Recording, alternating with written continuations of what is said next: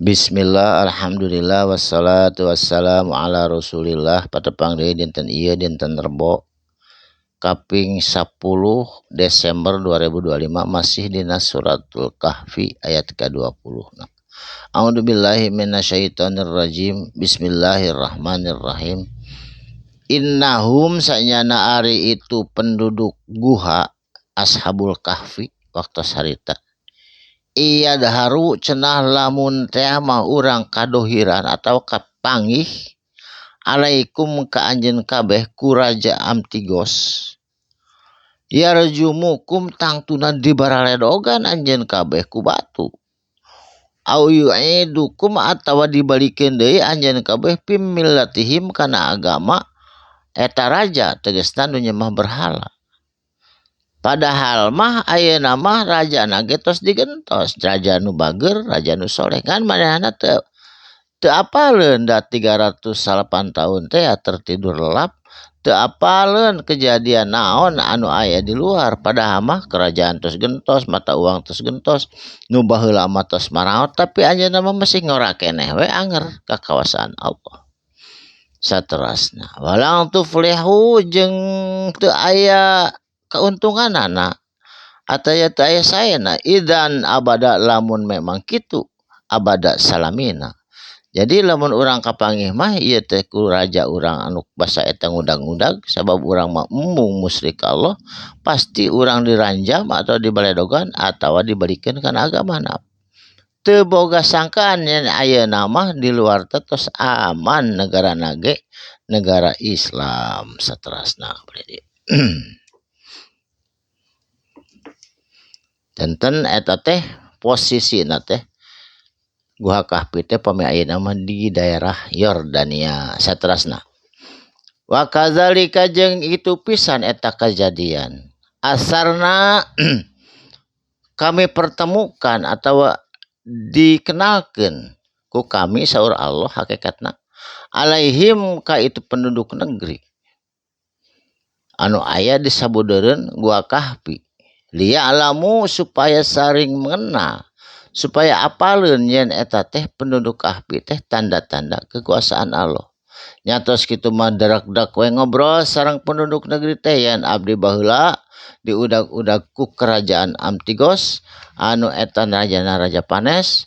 Harita abdi nyumput di hiji guha nya ayeuna neme kaluar deui ternyata tos 309 tahun. Abdi manu di jero guha sugan teh nembe sadinten atawa setengah dinten cenah kitu. Saterasna tah ku kituna ieu teh tanda-tanda kekuasaan Allah Subhanahu wa taala. Saterasna eta si nu tujuhan teh Ashabul Kahfi langsung dakwah di payunan rakyat nu seueur, langsung dakwah di payunan raja anu enggah, da raja nu kapungkur mah tos 308 tahun tos maraot. Kumaha dawahna anna wa'dallahi sanyana ari janji Allah hakun eta teh benar bakal terjadi, bakal dicumponan janji Allah mah sadayana oge. Wa anna sa'ata jeung sanyana ari poe kiamah la raiba fiha teu aya karaguan fiha dina kajadianana. Pasti datangna poe kiamah, pasti aya hari pembalasan saatosna maut dibangkitkeun deui. Tah kitu. Idiyatanazza'una ketika berselisih itu jama-jama bainahum di antara maranehnana.